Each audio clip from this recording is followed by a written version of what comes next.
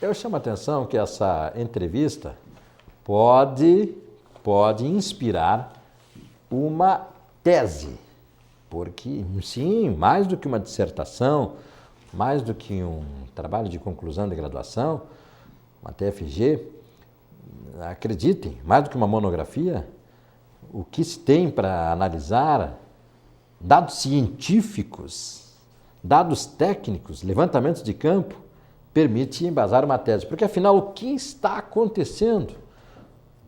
Doutora César Renan Rodrigues dos Santos. Como delegado de trânsito há pouco mais de 3 anos em Santa Maria, a gente nota que o comportamento do nosso motorista em relação às regras de circulação está sendo um pouco desvirtuado. Não há um componente assim que possa se dizer, está vendo esse fato. Eu tenho atribuído assim uma forma comportamental do nosso motorista, que é a desobediência sistemática das regras de segurança, de circulação, condução de veículo. Direção defensiva parece que não existe. As pessoas não têm na direção de um veículo a condição de sequer, não vou dizer prever, fazer uma premonição do que pode acontecer, porque isso aí estaria além da capacidade de muita gente, né? Porém, assim, o comportamento de desobedecer às regras de segurança é o primordial, é comportamento do motorista. Infringir a regra é a norma. É uma atitude suicida, eu diria. Podemos atribuir assim. O que nós temos hoje em matéria de estatística de Santa Maria em trânsito? Eu trouxe aqui 2 estatísticas de 2013. 2013 até 30 de junho de 2013, 15 acidentes de trânsito com 17 vítimas fatais. 15 acidentes com 17 vítimas fatais. Em 2013. Em 6 meses. Primeiros 6 meses, primeiro semestre. Em 2014, 27 acidentes com 28 vítimas. Praticamente dobrou. Dobrou. Tanto o número de acidentes quanto de vítimas. De vítima dobrou. Dobrou. Tá, mas vamos... Não, tem um dado estatístico aqui um pouquinho mais cruel. Ou seja, já nesse primeiro instante, o que nós estamos observando não é apenas intuição, percepção de que aumentou o número. Não, aumentou de fato. O ano passado, o ano de 2013, todo ano, 28 acidentes com 33 vítimas fatais. O que eu acabei de dizer? Todo ano de 2013. O que eu acabei de falar a respeito do ano? No primeiro semestre nós já alcançamos o ano. 28 acidentes, com 29 vítimas. Um semestre corresponde a um ano anterior. Veja que o número de homicídios chamou mais atenção do que o número de mortes no trânsito, que em apenas 6 meses atingimos o equivalente a todo o ano passado. O ano passado nós tivemos 28 acidentes com 33 vítimas fatais. Este ano nós já estamos com 30 acidentes e 31 vítimas fatais. Porque agora no mês de julho nós já temos 3 acidentes fatais, né? Nós temos 2 atropelamentos, o idoso ali perto da Ubra e uma criança em Camobi. E esse acidente... A do menininho lá em Camobi. 7 anos, da bicicleta ali. Que barba! Aquilo ali foi de partir o coração. E a gente fica com essa parte sensível. E o motorista estava com a carteira caçada. E nós tivemos no final de semana essa colisão traseira que a senhora, aquela colidiu na traseira de um caminhão bitrem na madrugada. Chocou a grande maioria aqui, mas afinal, como é que se morre dessa maneira brutal, delegado? O que nós podemos dizer? Veja aqui na questão dos homicídios, que chamou tanta atenção na sociedade, e talvez ele chame atenção, porque a culpa pode ser transferida para outro delegado. Alguém matou alguém. Estamos à mercê da insegurança de que estão nos matando. Agora, quando o trânsito está promovendo o suicídio, a autoeliminação, delegado. Nós temos lá milhares de ocorrências de acidentes de trânsito, 2014, 2013, 2012, 11, 10, até talvez algum remanescente de 2009. nosso efetivo ele é adequado para a delegacia, vamos dizer assim. Porém, eu tenho especificamente, tem um policial lá, é o comissário Pompeu, que trata só desses casos graves. E nós estávamos conversando esses dias. Casos graves? Graves, é morte, né? Como é que está acontecendo? O que está acontecendo? O que está havendo de tanta morte no nosso trânsito? Nós não temos, assim, uma definição específica. Vamos pegar um fato inegável, inexorável. Aumentou consideravelmente o número de carros em circulação. Esse fator pode ser levado em conta? Pode. Mas, atrás da direção de cada carro tem uma pessoa. Essa pessoa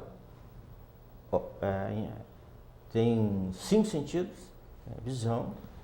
Vamos continuar então. Se aumentou o número de carros, aumentou o número de condutores que não tinham carro. Exato. Essas pessoas estão, e se eles não tinham carro nessa altura da vida, estão tendo, então estariam preparados para já estar na frente de um volante?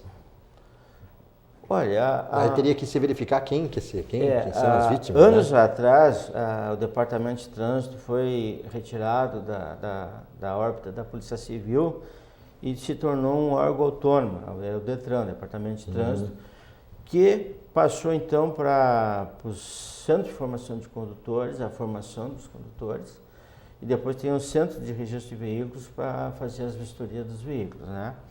A última informação que eu tenho foi de um funcionário do Senat, que seria mais de 130 mil veículos em Santa Maria. Isso já faz alguns meses. Na faixa de próximo de 1.000 veículos registrados por ano, por mês, né? Em Santa Maria, eu acredito que nós já tivemos também mais alto. Só que as últimas notícias que eu acompanho é assim, houve uma retração de venda de veículos novos, mas em compensação os de veículos seminovos ou usados está tendo assim uma certa elevação. Eu não sei quanto, então, mas tem. Veja que aí se encaixa até a necessidade, eu não estou querendo deixar como nada terminativo aqui, né? É uma hipótese. Isso se encaixa nesses carros. Aqueles que tinham carro melhoraram de carro e quem não tinha carro pôde comprar carro. Sim. A questão que se pode perguntar é quem comprou o seu carro pela primeira vez, se teve o treino, não que ele não tenha capacidade e competência para dirigir, não é isso, longe disso até. É se ele teve a preparação necessária para dirigir principalmente em velocidade média e alta, se for o caso. Chama atenção para um acidente de trânsito ocorrido no final de semana em que um veículo com 6 rapazes, aqui na BR-287, conhecido como faixa nova, houve atropelamento de um cavalo e os 6 ali se lesionaram. Eu comentei ontem, 6 jovens, comentei ontem aqui no programa. Aí o que nós temos? Assim, em todo documento de trânsito tem ali a capacidade do veículo, capacidade de 5 pessoas. Não tem que botar 6 ou 7, às vezes criança no colo.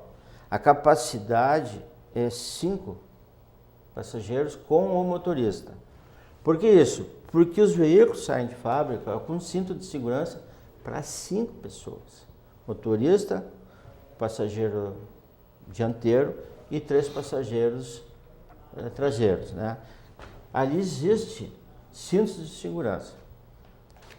Apesar que há algumas mortes ainda ocorrendo de trânsito com o uso do cinto de segurança, mas a maioria das pessoas sobrevivem por causa do cinto de segurança.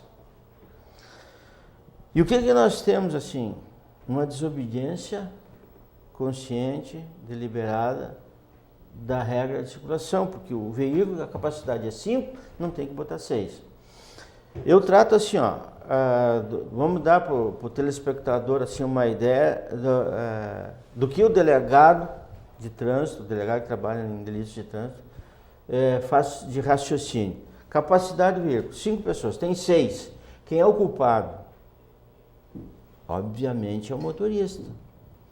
Quem é que comanda um navio? É o capitão. O capitão define o que é certo e errado. O motorista define o que é certo e errado no veículo. Se ele ultrapassar a velocidade máxima, eu trato assim, o que é o dolo eventual? Aquele que assume o risco. Assume o risco. Como ele assume o risco? Ah, eu não queria, mas assumiu o risco. Ah, não queria, não podia, etc. Mas assumiu o risco. Infringiu a norma de circulação, salvo o melhor entendimento do meu, é assim, ó, quem infringe norma de segurança assume um risco. A regra de segurança está prevista na Lei 9.503, de 1997, o Código de Trânsito Brasileiro. Tem várias modificações ocorridas ao longo do tempo. Mas as regras de circulação dizem o seguinte: capacidade do veículo, 5 pessoas. Caminhão desse que essa senhora se acidentou final parece que era um bitrem. Conforme a imprensa, sim. Eu li a ocorrência, existe, eu não cheguei ainda lá, tá? Porque essa ocorrência veio ontem para nós, já determinamos a instauração de inquérito policial, já foi instalado, já tem um número de inquérito policial. Existe uma norma regrada pelo CONTRAN, se não me engano, de que caminhões bitrem têm um horário de trânsito. Uhum.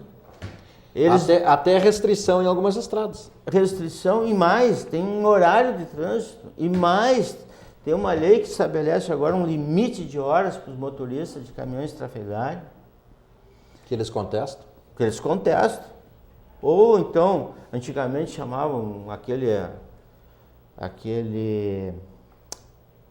agora me fugiu a palavra, mas chamam de rebite, eu não sei bem. Sim, para eles não dormirem, né? Não dormirem. Para aumentarem a resistência ao sono, exatamente, é o rebite. Então, assim, ó, a pessoa está ou não com a capacidade psicomotora alterada, mas é óbvio que está. É óbvio que está. E se usar uma substância ilícita, alguma droga, qualquer droga, altera. Mas é claro que altera. Ah, mas ele estava dirigindo bem, mas está sob efeito de um psicotópico, de uma droga. Ele não está consciente na condução do veículo. Quantos acidentes nós temos com caminhões nessa estrada aí? Normalmente, existe um artigo no Código Nacional de Trânsito, que eu vou lembrar aqui a quem está nos assistindo, que é o artigo 29, parágrafo 2º. Obedecidas as regras de circulação, os veículos maiores são responsáveis pela segurança dos menores. E assim sucessivamente. Os motorizados pelos não motorizados e todos pelos pedestres. Uhum. Daí a expressão prioridade para o pedestre. E aí a gente vê Delegado, barbaridades que nem essa, aumento de como eu disse, de mortes. Isso cabe em uma tese, mas eu também acho que tem, não é que eu ache, longe disso até, se observa, deixa eu colocar melhor, é observado que a comunicação de forma a alertar para o risco da velocidade utiliza pouco aquilo que é essencial. Por que há limite na velocidade? Parece que falta explicar para esses novos condutores, para aqueles que não dirigiam habitualmente, para aqueles que estão dirigindo recentemente, que não têm essa experiência ao volante, de que a alta velocidade significa uma mudança significativa na lei da física, né? E que para parar o veículo, ele não vai parar automaticamente, ele precisa de um espaço correspondente à velocidade que ele tem, e daí os acidentes. Talvez isso explique carro capotado com as 4 rodas para cima, fora da ponte, aquele que o senhor estava fazendo a cobertura lá, carro que cai fora da ponte. Um acidente com morte lá na ERS 511, Camobi ali, a Rio Grande, né, Silveira Martins. Esse carro que capotou ontem, qual é a velocidade? Por que só não bateu e ficou ali com dano? Não, capotou. É impossível que um carro, ao bater num outro, capote se ele vier na velocidade regulamentar. Impossível, não existe como. Claro que não houve, só houve um pequeno... Sim, mas... pequenas lesões ali, por sorte não houve nada mais grave. Recentemente, ainda neste ano, houve um semelhante na Coronel Niederauer com a Apple. Não podemos estabelecer. O que nós vamos dizer a respeito disso? O que o condutor diz, eu estou na velocidade normal. Qual é a velocidade normal para ele? Um outro detalhe que eu chamo muita atenção é a maioria de pessoas que morrem no trânsito são de jovens. São jovens. A BR-287, com o Instituto Faixa Nova, né? Até algum tempo atrás, eu não me recordo bem, 2 anos, 3 anos atrás, era uma rodovia concedida ao Estado, então a fiscalização era a Polícia Rodoviária Estadual. A velocidade máxima ali era 80 por hora, na faixa nova. Na faixa velha, na 509, era 60. E houve vários acidentes ali de trânsito com morte, que se reduziu a velocidade de 80 para 60. E mesmo assim, temos morte. Eu lembrei do senhor aquele dia, lembrei porque o senhor já tinha feito o alerta aqui no programa de que na entrada na Maringá virou um trecho de entrada urbana extremamente movimentado. Tem parada de ônibus de um lado que precisa atravessar a avenida, de outro lado que vai direto para no mínimo 3 a 4 comunidades ali, né? Ali na entrada... E ali não tem iluminação à noite. E aquele Não. dia que atropelaram aquela senhora trabalhadora que de manhã cedo, eu lembrei do senhor aquele dia. Ali, assim, ó, nós temos uma entrada da Maringá, que é um fluxo muito grande de pedestres, por causa das paradas de ônibus, e mais ou menos uns 300 metros adiante, 400 metros talvez no máximo, tem a entrada para o loteamento da Gilda Arnes ali, que é um loteamento novo, que Muitas também casas. é um grande fluxo de pedestres. Então, na entrada da Maringá, temos morte por acidente de trânsito, ali na entrada da Gilda Arnes, temos o acidente de trânsito com morte. Então, e quem passa ali de noite nota, é uma escuridão enorme, não há iluminação pública ali. Né? Se ao menos tivesse um poste de iluminação pública em cada ponto, pelo menos irá proporcionar ao motorista que lá adiante tem um pedestre. Rotatória ou recuo também são imprescindíveis ali. Ali não tem isso. É um horror. Delegado, nós iríamos muito mais longe, como eu disse, são dados, são... Horas, né? Nós podemos falar horas a respeito de trânsito aqui, que nós não vamos chegar nunca a um denominador comum.